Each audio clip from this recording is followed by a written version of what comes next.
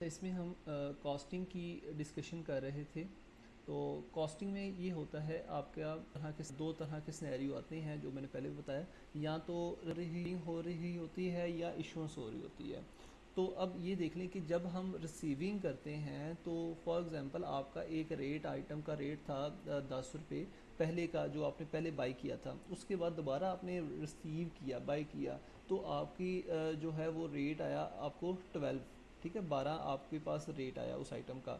तो सिस्टम को क्या करना चाहिए कि अब जो उसका एक्चुअल रेट है, न्यू रेट जो है वो 12 और 10 की जो एवरेज है 11 रेट वो बनाए। ठीक है, तो इसलिए हम ये रेट को यूज़ करते हैं। तो ये बेसिकली कैसे बिहेव करता है, फॉर एग्जांपल हम आइटम रिसिप्ट की बात करते हैं। तो आइटम रिसिप्ट पे क्या करता है कि ऑन हैंड स्टॉक वो पहले जो भी उसका स्टॉक है वो पिक कर लेता है। उसके बाद उसका जो एक्चुअल रेट है जो आइटम पे हमने दिया, फॉर एग्जांपल पहले 10 था अब हमने 12 दिया, तो ये साथ में कन्वर्जन रेट और एक्सचेंज रेट ये इसलिए मिल रहा है कि आपके पास मल्टी यूनिट ऑफ मेजर भी बैग्स हो सकते हैं, तो उसको पीसीज में कन्वर्ट कर दे। ये वो उसके साथ मल्टीप्लाई कर रहा है ताकि पीकेआर में या जो उसमें कन्वर्ट करके उसका रेट को ले ले।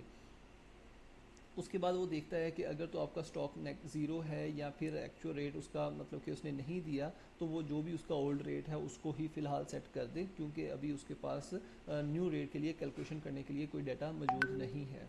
तो अगर वो केस नहीं है तो ये सिस्टम क्या करेगा, ओल्ड रेट पिक करेगा। ओल्ड रेट क्या है जी, वो लोकेशन आईडी पास करेगा, आइटम पास करेगा, ट्रांजेक्शन लाइन आईडी, लाइक उस लाइन से पीछे जो ठीक है, उस रेट को पिक करके वो ओल्ड रेट में सेव करवा देगा। इसके साथ साथ फिर वो देखेगा कि एक्चुअल रेट अगर ज़ीरो है तो ओल्ड रेट ही दे। वो भी इसके इसलिए कि अगर उसने एक्चुअल रेट नहीं दिया या बाद में वो देगा, तो फिलहाल हम ओल्ड रेट को ही अपडेट कर दें। ठीक है, कॉस्टिंग के लिए। इसके बाद हमारे पास ऑन हैंड स्टॉक को देखते हैं हम कि अगर वो less than equal to zero है, तो फिर उस केस में भी जो हमारे पास जो न्यू रेट है, हमारे पास टोटल 3 तरह के रेट हैं। एक हमारे पास ओल्ड रेट है जो कि मतलब कि इस ट्रांजेक्शन से पिछला रेट है, एक्चुअल रेट इस ट्रांजेक्शन का अपना रेट है, और न्यू रेट जो है वो ओल्ड और एक्चुअल को मिला के बनता है, वो न्यू रेट है। ठीक है, तो न्यू रेट उस केस में बनेगा जब हमारे पास स्टॉक पहले का मौजूद है, तो डेफिनेटली फिर उसका ओल्ड रेट भी होगा। तो उस केस में हमारे पास जो है वो न्यू रेट बनेगा। तो न्यू रेट का सिंपल फार्मूला है कि आपका old rate on hand stock के साथ मल्टीप्लाई करेगा, और एक्चुअल रेट आपकी न्यू क्वांटिटी के साथ मल्टीप्लाई करेगा, और डिवाइड कर देगा नेट स्टॉक के साथ। ठीक है, जो ऑन हैंड है और जो अभी आया है उनके साथ डिवाइड कर देगा, तो आपका न्यू रेट। ये न्यू रेट सिर्फ एक केस में ये बनेगा जब हम कोई भी रिसीव इसी से भी रिसीव कर रहे हैं।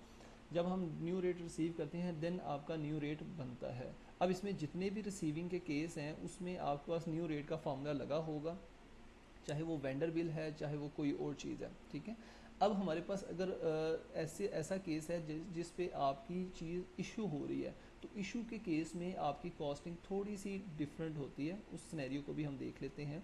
लाइक हमारे पास कोई ऐसी सिनेरियो जस्ट लाइक ये डिलीवरी चलान हमारे पास मटेरियल इशू करता है।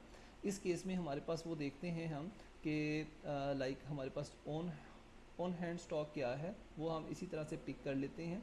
अगर on hand stock less than equal to zero है तो हम उसका कॉस्ट रेट ज़ीरो लेते हैं, क्योंकि ऑलरेडी हमारे पास स्टॉक मौजूद ही नहीं है, तो हम उसको किस रेट पे इशू करें या किस रेट पे उसको जो है ना कंज्यूम करवाएं, इसलिए हम ज़ीरो ले लेते हैं।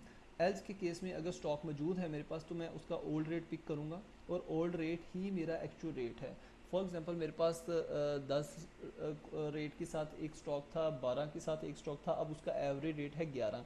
जब मैं उस चीज़ को सेल करने जाऊंगा तो मेरा ओल्ड रेट जो है ना वो 11 आएगा, और 11 के हिसाब से मेरी चीज़ जो है वो कंज्यूम हो जाएगी। ठीक है, लेस हो जो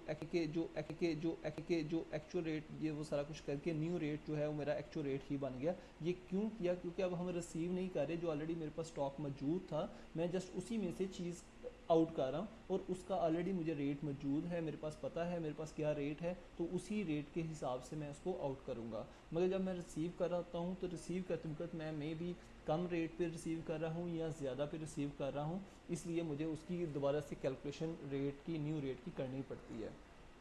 अदरवाइज़ इशू जब करूँगा तो इशू करते वक्त मुझे पता होता है कि मेरे पास लास्ट रेट क्या है, एवरेज रेट, तो एवरेज रेट को लूँगा, उसके मुताबिक मैं जस्ट इसको मटेरियल को अपने इशू कर दूँगा।